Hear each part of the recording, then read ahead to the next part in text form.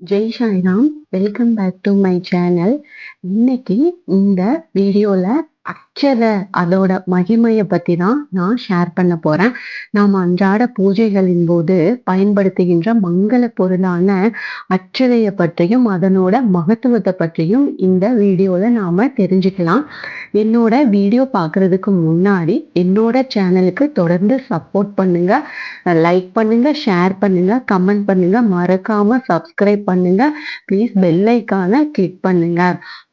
அப்படி என்ன விசேஷம் இருக்குது இந்த அட்சதைக்கு அப்படின்னா, இறைவனோட பூஜைகளிலும் திருமணங்களிலும் சுப நிகழ்ச்சியிலும் இது எல்லாத்துலேயுமே இதற்கென ஒரு தனி இடமே கொடுத்துருக்குறாங்க.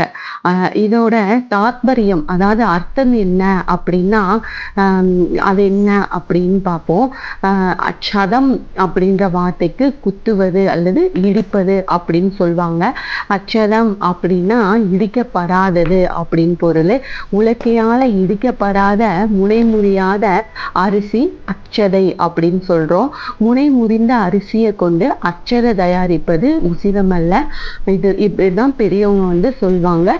இப்படி முனை முறியாத அரிசியோட மஞ்சளை இணைப்பது ஏன் அப்படின்னா, பூமிக்கு மேல் விளையும் பொருள் அரிசி, பூமிக்கு கீழ் விளையும் பொருள் மஞ்சள். இவை இரண்டையுமே இணைக்க பயன்படுறது தான் தூய பசுமை. இதை எப்படி செய்கிறோம் அப்படின்னா, சந்திரனினோட அம்சம் கொண்ட அரிசி, குருவின் அம்சம் கொண்ட மஞ்சள், மகாலட்சுமியின் அருள் கொண்ட நெய், இவை யாவும் ஒன்றுக்கொன்று சேரும்போது அங்க நல்ல அதிர்வு உண்டாகி அந்த இடமே சுபிட்சமாக மாறுது அப்படிங்கிறது நம்பிக்கை.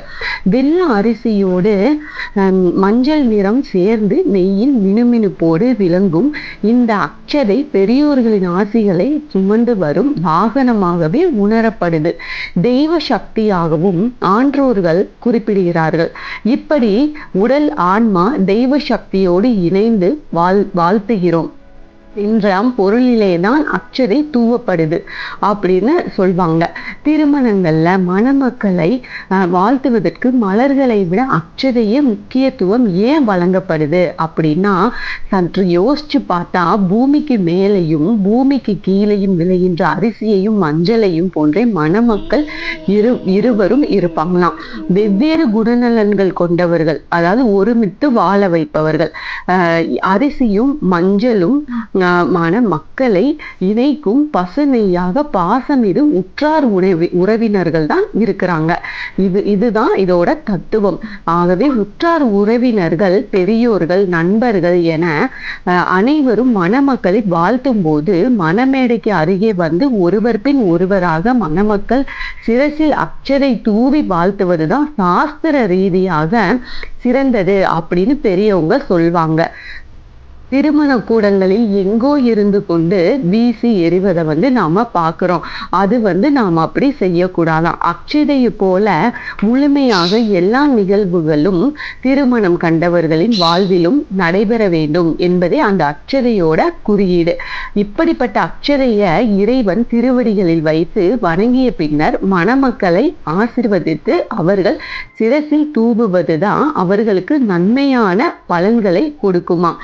அதே போன்று புதிதாக தொழில் துவங்கும் போது சந்திரன் சக்தி அதிகம் அமைந்த அரிசியும் குரு பகவானின் சக்தி அதிகம் அமைந்த மஞ்சளும் மகாலட்சுமியின் பரிபூரண சக்தி கொண்ட நெய்யினால் சேர்த்து பெரியோர்களால் அட்சதையாக தூவப்பட்டு ஆசி வழங்கப்படும் போது அந்த புதிதாக தொடங்கப்பட்ட தொழில் வாழையடி வாழையாக அவர்களுக்கு நல்ல அதிர்ஷ்டத்துடன் கூடிய நன்மைகளை விளைவிக்கும் என்பதுதான் சாஸ்திர ரீதியான உண்மை. இவ்வளவு மகிமை வாய்ந்தது இந்த அட்சதை. அதனால நீங்களும் கொஞ்சம் கொஞ்சமா உங்களுக்கு எவ்வளோ தேவையோ அந்த அளவுக்கு ஏற்ப செஞ்சு ஒரு டப்பால போட்டு வச்சுட்டு நீங்க ஒவ்வொரு தடவையும் பூஜை பண்ணும்போது கண்டிப்பா இந்த அட்சதைய பயன்படுத்தி அந்த பூஜையை பண்ணுங்க. பூர்த்தி பண்ணுங்க. கண்டிப்பா உங்களுக்கு நல்லதே நடக்கும். இதுதான் இந்த அட்சதையோட பயன்கள். Thank you friends. தொடர்ந்து என்னோட சேனலுக்கு சப்போர்ட் பண்ணுங்க. லைக் பண்ணுங்க, ஷேர் பண்ணுங்க, கமெண்ட் பண்ணுங்க. மறக்காம சப்ஸ்கிரைப் பண்ணுங்க. ப்ளீஸ் பெல் ஐக்கானை கிளிக் பண்ணுங்க. இது போன்ற ஆன்மீக பதிவுகள் உங்களுக்கு எனக்கு தெரிஞ்ச எல்லாத்தையுமே உங்ககிட்ட ஷேர் பண்றேன். ஒவ்வொரு பூஜை பத்தியும் நான் ஷேர் பண்றேன். Thank you friends. மீண்டும் அடுத்த பதிவில் சந்திப்போம்.